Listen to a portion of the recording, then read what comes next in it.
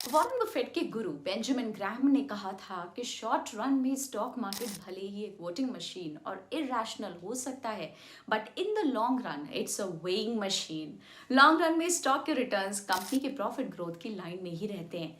ऐसे स्टॉक्स जिनके number strong हैं, प्रॉफिट्स कंसिस्टेंट हैं, लेकिन फिर भी मार्केट उन्हें रिवॉर्ड नहीं कर रहा। मतलब या तो मार्केट ने इग्नोर कर दिया है या फिर ये री रेटिंग होने की तैयारी में है। आज हम बात करने वाले हैं तीन ऐसे ही स्टॉक्स की जिनके नंबर स्ट्रांग हैं, बैलेंस शीट सॉलिड है और valuations single digit P ratio और स्ट्रांग फाइनेंशियल्स। तो चलिए शुरू करते हैं पहली कंपनी के साथ।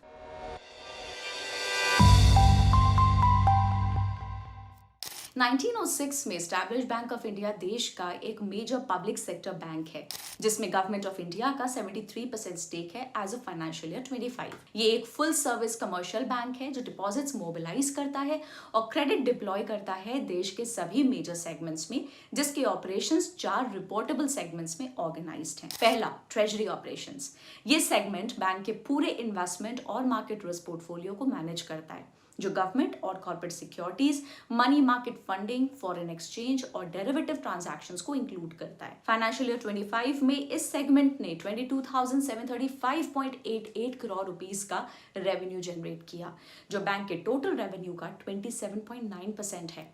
दूसरा, रिटेल बैंकिंग, जो कि बैंक का सबसे बड़ा रेवेन्यू ड्राइवर है। फाइनेंशियल ईयर 25 में 31,053.26 करोड़ रुपीस का कंट्रीब्यूशन दिया, जो बैंक के टोटल रेवेन्यू का 40.2% है। ये सेगमेंट डिजिटल चैनल्स को ट्रेडिशनल ब्रांच सर्विसेज के साथ मर्ज करता है, जो करंट और सेविंग्स अकाउंट के अलावा टर्म और रेकरिंग डिपॉजिट्स को इंक्लूड करते हैं। लेंडिंग साइड पे ये पूरा spectrum of consumer finance products देता है, होम, ऑटो, पर्सनल और गोल्ड लोन्स। रिटेल सेगमेंट में डिपॉजिट मिक्स अभी भी टर्म डिपॉजिट्स की तरफ ज्यादा है, जो 46% है, जबकि करंट और सेविंग्स अकाउंट यानी कि कासा का हिस्सा 40.28% है और CASA balance 3.9% year on year बढ़कर 2,80,283 करोड़ हो गया है फाइनेंशियल ईयर 25 में। तीसरा, होलसेल बैंकिंग ऑपरेशंस, जो कॉर्पोरेट और इंस्टीट्यूशनल लेंडिंग को कवर करते हैं, साथ ही एसोसिएटेड कैश मैनेजमेंट और फाइनेंस सर्विसेज को भी। फाइनेंशियल ईयर 25 में इस सेगमेंट ने 27,338.94 करोड़ रुपीस का रेवेन्यू जनरेट किया, जो बैंक के टोटल रेवेन्यू का 31.7% है, लेकिन ये सिर्फ 11.8% का कंट्रीब्यूशन था प्रॉफिट बिफोर टैक्स में, क्योंकि इससे सारी फंडिंग रिटेल आर्म से फुल कॉस्ट पर मिलती है। इसलिए इसे उतना ही इंटरेस्ट देना पड़ता है जो रिटेल आर्म को देना पड़ता है, विच ईट्स इनटू इट्स प्रॉफिट्स। अपने स्ट्रॉन्ग डोमेस्टिक प्रेजेंस के अलावा बैंक ऑफ इंडिया का एक ग्लोबल फुटप्रिंट भी है, जिसमें इसके 22 ओवरसीज ब्रांचेस का कंट्रीब्यूशन 11.8% है रेवेन्यू में। बैंक ऑफ इंडिया का प्राइस टू बुक रेशियो अभी सिर्फ 0.7x है, जो इंडस्ट्री एवरेज 1.05x से काफी नीचे है। इसका मतलब है कि इन्वेस्टर्स 1 रुपी के नेट एसेट्स के लिए सिर्फ 0.7 रुपीज ही दे रहे हैं, फिर भी कंपनी की अंडरलाइन परफॉर्मेंस स्ट्रांग है। फाइनेंशियल ईयर 25 एक स्ट्रांग ईयर था बैंक ऑफ इंडिया के लिए। Operating profit 16.66% year on year बढ़कर 16,412 करोड़ रुपीस हो गया, जबकि नेट प्रॉफिट 45.92% बढ़कर 9,219 करोड़ रुपीस हो गया। बैंक की ग्रोथ 16.76% के इंटरेस्ट अर्नड इंक्रीज से कनेक्टेड थी, जो कि 15.33% के एडवांसेस राइज के साथ थी। ये नंबर 6,53,518.22 करोड़ रुपीस तक पहुंच गया। ये सब रॉबस्ट क्रेडिट डिमांड के चलते हुआ रिटेल, एमएसएमई और कॉर्पोरेट सेगमेंट्स में। फिर भी ये परफॉर्मेंस अचीव किया गया, जबकि net interest margin financial year 25 में 2.97% से 2.82% तक गिर गया है। ये की मेट्रिक है जो लोन प्रॉफिट को फंडिंग कॉस्ट के बाद मेजर करता है एवरेज अर्निंग एसेट्स के परसेंटेज के रूप में। एनआईएम में 15 बीपीएस डिक्लाइन आरबीआई के रेपो रेट कट के बाद आई। ये वो रेट है जिसमें बैंक्स आरबीआई से बोरो करते हैं, इसलिए बीओवाई के लेंडिंग रेट्स तुरंत गिर गए, जबकि डिपॉजिट और फंडिंग कॉस्ट थोड़ा धीरे एडजस्ट हुए, जिसकी वजह से लोन यील्ड्स तेजी से गिरे और फंडिंग कॉस्ट से ज्यादा जल्दी गिर गए। बैंक ऑफ इंडिया ने इस स्क्वीज को ऑफसेट किया नॉन इंटरेस्ट इनकम के अपटिक के थ्रू। अदर इनकम 46% से बढ़कर 6,233 करोड़ से 9,104 करोड़ रुपीस तक पहुंच गई। This was driven by 2 reasons. पहला, एसेट मोनेटाइजेशन और डिस्पोजल्स ने 660.46 करोड़ से 2084.06 करोड़ रुपीस तक के गेन्स को बूस्ट दिया, जो 215.5% ईयर ऑन ईयर बढ़ गया। दूसरा, recoveries from return of accounts को लेकर मैनेजमेंट ने रेजोल्यूशन एफर्ट्स को बढ़ाया। कैश रिकवरीज को 61% ईयर ऑन ईयर बढ़ाकर 1467 करोड़ से 2365 करोड़ रुपीस तक पहुंचाया। Total cash recovery from standard and return of accounts financial year 25 में 9506 करोड़ तक पहुंची, जो कि 21% ईयर ऑन ईयर बढ़ोतरी को दिखाता है। इससे overall recovery rate 647 BPS improve होकर 20.43% तक पहुंच गया। इन रिकवरीज से बैलेंस शीट क्वालिटी इंप्रूव हुई है, क्योंकि ग्रॉस एनपीएस मतलब जो लोन्स या एडवांसेस हैं जो डिफॉल्ट होने वाले होते हैं वो 7434 करोड़ रुपीस से रिड्यूस हो गए, जो कि 25.5% ईयर ऑन ईयर का डिक्लाइन है। इसके अलावा कैपिटल एडिक्वेसी रेशियो जो ये बताता है कि ये बैंक अपने ऑब्लिगेशंस को कितना अच्छे से पूरा कर सकता है, 81 BPS year on year improve होकर 17.77% हो गया। इन्वेस्टर्स को ये देखना होगा कि बैंक ऑफ इंडिया इस एनवायरनमेंट को कैसे नेविगेट करता है और मार्जिन ट्रेंड्स और एसेट क्वालिटी पर क्लोज आई रखनी होगी, ताकि क्रेडिट स्ट्रेस के रिसर्जेंस से बचा जा सके। अब चलिए अगली कंपनी की तरफ बढ़ते हैं, जिसका नाम है नैटको फार्मास्यूटिकल्स। 1981 में स्टैब्लिश नैटको फार्मा एक मिड साइज फार्मास्यूटिकल कंपनी है जो फॉर्मुलेशंस और एक्टिव फार्मास्यूटिकल इंग्रेडिएंट्स यानी कि एपीआईज दोनों में अपनी मजबूत पहचान बना चुकी है। ये कंपनी 9 मैन्युफैक्चरिंग फैसिलिटीज और डेडिकेटेड रिसर्च सेंटर्स के साथ डोमेस्टिक और इंटरनेशनल मार्केट्स के लिए काम करती है। कई सालों में कंपनी ने कॉम्प्लेक्स जेनेरिक्स और ऑन्कोलॉजी में अपनी खास जगह बना ली है, खासकर यूएस में। चलिए अब हम नैटको फार्मा के बिजनेस को और अच्छे से समझते हैं। पहला, एपीआईज। ये वो हिस्सा है कंपनी का जो ड्रग्स के रॉ केमिकल बिल्डिंग ब्लॉक्स बनाता है, जो या तो इन हाउस यूज के लिए होते हैं या ग्लोबली दूसरे मैन्युफैक्चरर्स को बेचे जाते हैं। फाइनेंशियल ईयर 25 में एपीआई रेवेन्यूज 201.8 करोड़ तक पहुंचे, जो कि 19% ईयर ऑन ईयर डिक्लाइन को दिखाता है। ये गिरावट कमोडिटी स्टाइल प्राइसिंग प्रेशर्स की वजह से हुई है, जहां अनडिफरेंशिएटेड प्रोडक्ट्स काफी प्राइस पर compete करते हैं, और one of large supply deals का अनइवन टाइमिंग भी इम्पैक्ट बनाता है। जबकि एपीआईज टोटल रेवेन्यूज का सिर्फ 4.2% बनाते हैं, ज्यादा ल्यूक्रेटिव फॉर्मुलेशन सेगमेंट को सपोर्ट करते हैं, जहां एपीआईज को टैबलेट्स, कैप्सूल्स और इंजेक्टेबल्स में कन्वर्ट किया जाता है। और फिर आता है दूसरा सेगमेंट, फॉर्मुलेशंस। फाइनेंशियल ईयर 25 में इस सेगमेंट ने टोटल रेवेन्यू का 87% कंट्रीब्यूट किया, जो 4159.7 करोड़ रुपीस था। इसको ब्रेक डाउन करते हैं। एक्सपोर्ट फॉर्मुलेशंस में 16% का जंप आया 3759.7 करोड़ तक, जिसमें नैटको की फ्लैगशिप ड्रग जी रेवलिमिड काफी मार्केट शेयर गेन कर रही थी यूएस में, जो एक्सपोर्ट रेवेन्यूज का एक सब्सटैंशियल हिस्सा बन गया। यूएस के अलावा नैटको का कैनेडियन और ब्राजीलियन सब्सिडरीज में भी अच्छा परफॉर्मेंस रहा है। वहीं डोमेस्टिक फॉर्मुलेशन आर्म में 3% का मॉडस्ट ग्रोथ हुआ 400 करोड़ रुपीस तक, जो largely competition induce pricing pressures की वजह से था। तीसरा, नैटको एक नया vertical crop health sciences experiment कर रहा है। ये एग्रोकेमिकल डिवीजन है जो सस्टेनेबल पेस्टिसाइड्स और क्रॉप प्रोटेक्शन सॉल्यूशंस पे फोकस करता है, लेकिन ये अभी तक काफी अर्ली स्टेज में है। फाइनेंशियल ईयर 25 में इस यूनिट से रेवेन्यूज 45% ईयर ऑन ईयर गिर गए 108.3 करोड़ रुपीस से 59.8 करोड़ रुपीस तक। ये शार्प ड्रॉप 3 मेन रीजंस की वजह से हुआ। पहला, ये अभी एक ग्रीनफील्ड वेंचर है जिसे स्केल होने में 4 से 5 साल लगेंगे। दूसरा, फाइनेंशियल ईयर 25 में 60 करोड़ रुपीस के रेवेन्यू के साथ ये अभी 160 CR के ब्रेक इवन रेवेन्यू से काफी नीचे है। और तीसरा, फ्लैगशिप प्रोडक्ट ना होने की वजह से प्रीमियम प्राइसिंग कमांड करने में मुश्किल हो रही है और ये यूनिट लॉसेस में चल रहा है। फोर्थ, नैटको का अदर इनकम फाइनेंशियल ईयर 25 में एक सिग्निफिकेंट बफर के रूप में उभर कर आया। ये 145.8 करोड़ से बढ़कर 362.7 करोड़ तक 2 गुना हो गया, जो एपीआई और एग्रोकेमिकल स्लोडाउन के इम्पैक्ट को कुशन करता है।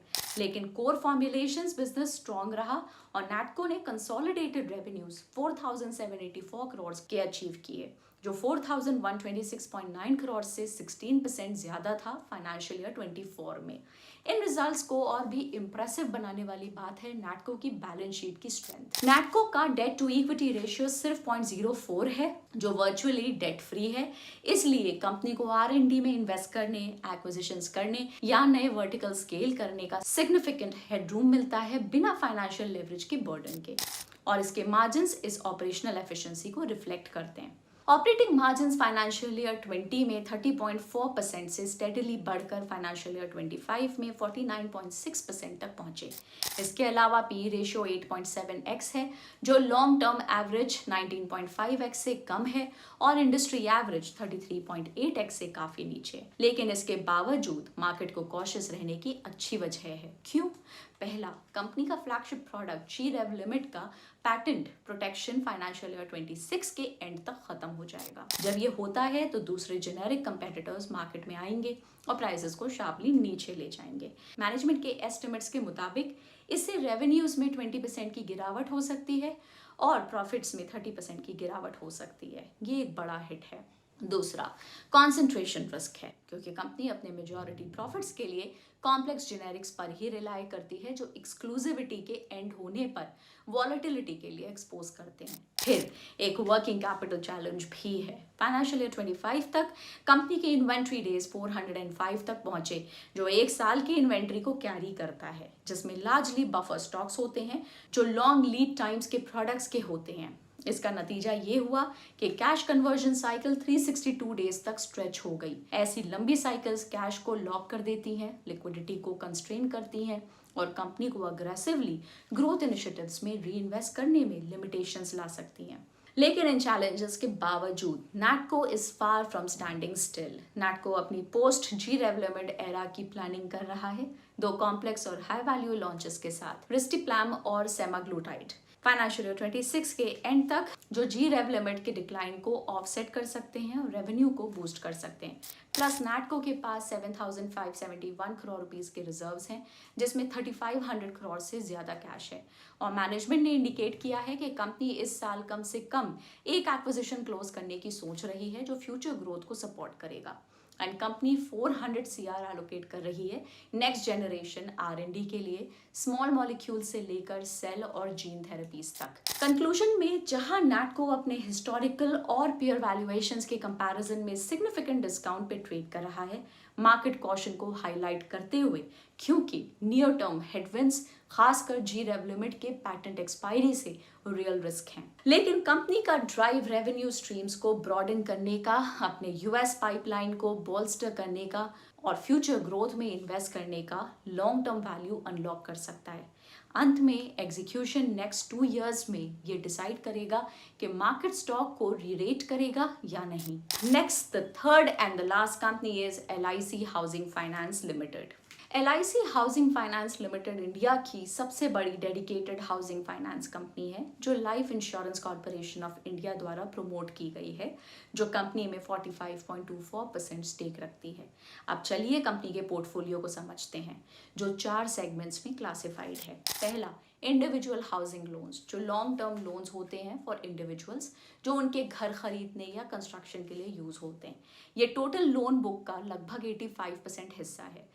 दूसरा, नॉन हाउसिंग इंडिविजुअल लोन्स, जो इंडिविजुअल्स को उनकी रेजिडेंशियल प्रॉपर्टी के अगेंस्ट बिजनेस या पर्सनल नीड्स के लिए दिए जाते हैं, जो लोन बुक का 10.3% हिस्सा है।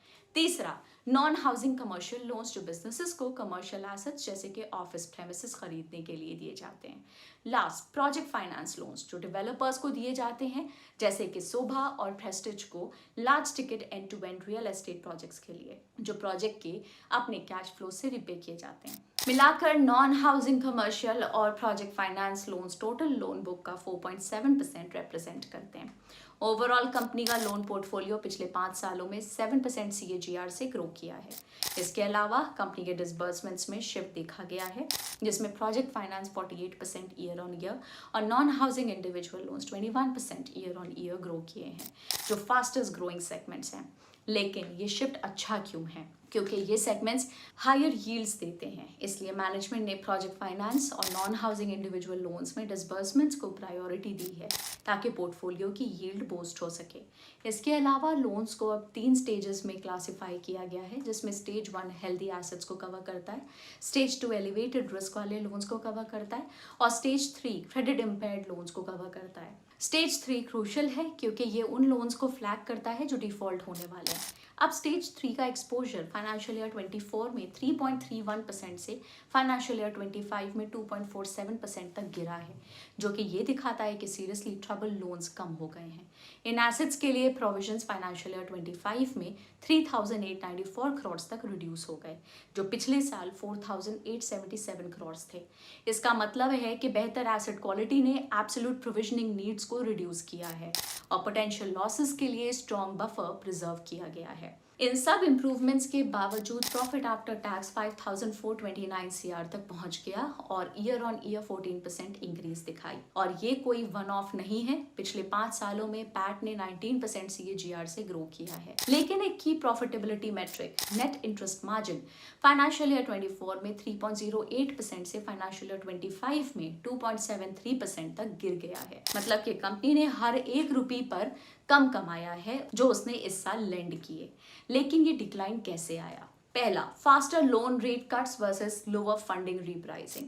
जब आरबीआई ने 2025 में रेपो रेट को 2 बार कट किया, पहले 6.5% से 6.25% फरवरी में और फिर 6% अप्रैल में, LIC हाउसिंग ने तुरंत अपने floating rate home loan borrowers को ये रिडक्शंस पास ऑन किए, जिसकी वजह से उसके लोन यील्ड्स तुरंत गिर गए। इसके दौरान उसकी फंडिंग जैसे डिबेंचर्स, दूसरे बैंक्स और national housing bank free finance lines पुरानी हायर कूपन्स पे चलती रही।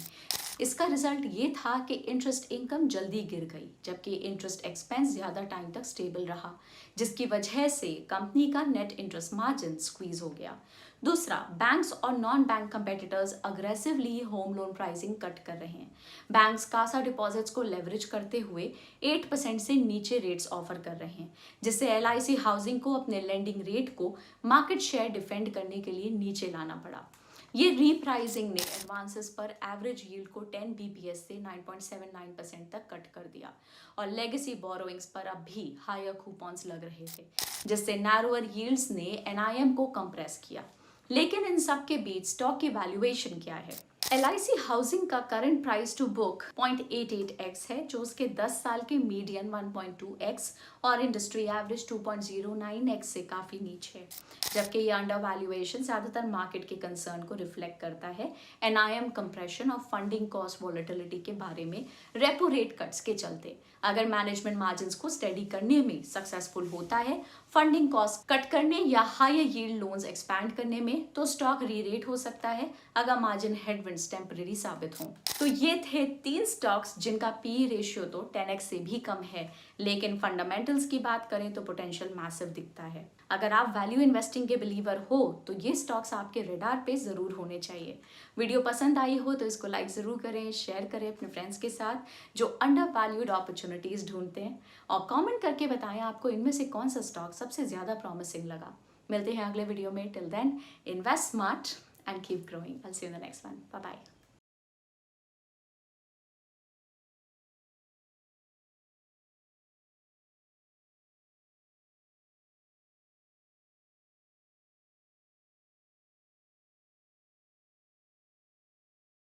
Investment in securities market are subject to market risks. Read all the related documents carefully before investing. Please read the risk disclosure documents carefully before investing in equity shares, derivatives, mutual fund, and or other instruments traded on the stock exchanges.